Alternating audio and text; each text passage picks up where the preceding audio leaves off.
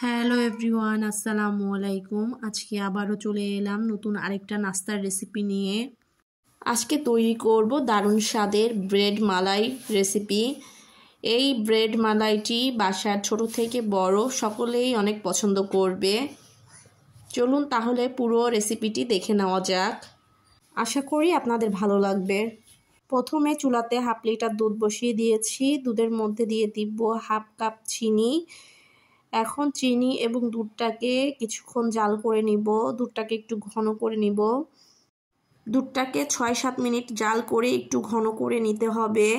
এদিকে আমি আগের থেকে একটু ঠান্ডা দুধ উঠিয়ে রেখেছিলাম। এর মধ্যে আমি দিয়ে দিব 2 চা চামচ কাস্টার্ড পাউডার।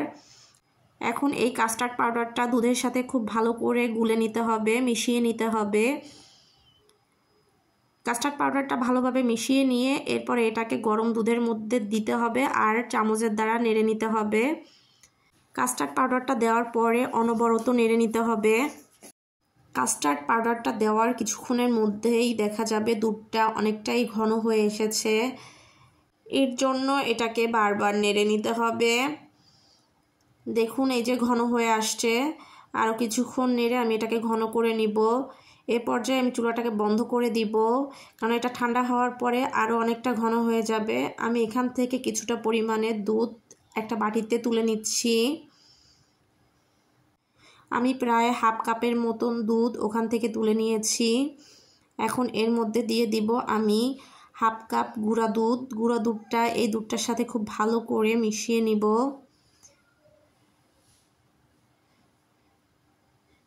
মিশিয়ে এটাকে মালাইয়ের মতন তৈরি করে নিব। এটা বাসায় বানিয়ে না খেলে বুঝতেই পারবেন না যে এটা কতটা মজা হয়। সামান্য পাউরুটি দিয়ে যে এত মজাদার একটা ডেজার্ট তৈরি করে নেওয়া যায়। মালাইটা আমি তৈরি করে নিলাম। এখন এখানে আমি পাউরুটি নিয়ে নিয়েছি। পাউরুটির পাশে যে লাল অংশটা আছে এটা ছুরির সাহায্যে কেটে বাদ দিয়ে দিব। আমি একটা ছুরি দিয়ে কেটে নিচ্ছি। চারপাশের এই লাল অংশটা কেটে বাদ দিয়ে দিতে হবে।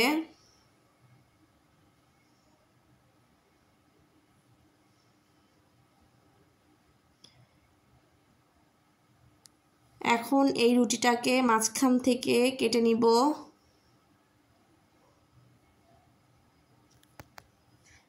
দেখে বুঝে নিতে হবে যে আমি কিভাবে কাটছি।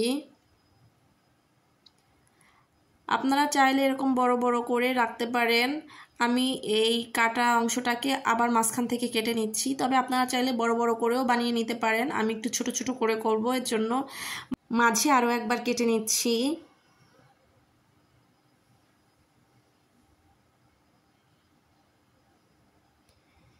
এখন আমি যে মালাইটা তৈরি করে রেখেছিলাম এখান থেকে মালাই নিয়ে এই কেটে রাখা পাউরুটিতে লাগিয়ে নিব।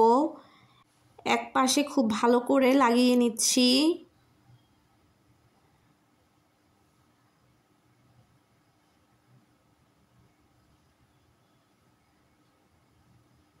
অন্য একটা উপর থেকে দিয়ে দিতে হবে। দিয়ে খুব ভালো করে এটাকে সেট করতে হবে। একটু হালকা করে হাত দিয়ে চেপে দিচ্ছি। এভাবে সবগুলোতে আমি মালাই লাগিয়ে নিব। ভিতরে একেবারে স্যান্ডউইচের মতন মালাইয়ের ঠাসা থাকবে। খেতেও অসম্ভব মজা লাগবে।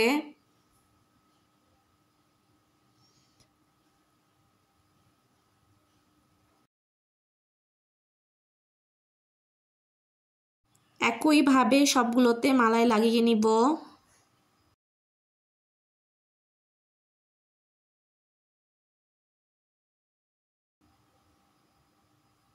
সবগুলোতে মালাই লাগিয়ে আমি একটা পাত্রে নিয়ে নিয়েছি। এখন উপর থেকে আমি যে দুধের মিশ্রণটা তৈরি করে রেখেছিলাম ওইটা দিয়ে দিব। দুধটা হালকা একটু গরম থাকা অবস্থাতে দিয়ে দিতে হবে।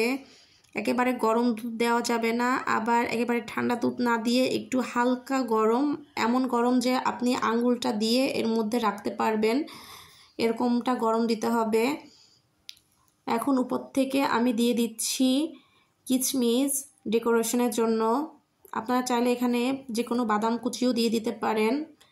তৈরি হয়ে গেল আজকের পাউরুটি দিয়ে মজাদার ডেজার্ট রেসিপি। আশা করি আজকের রেসিপিটি আপনাদের কাছে ভালো লেগেছে। আল্লাহ হাফেজ।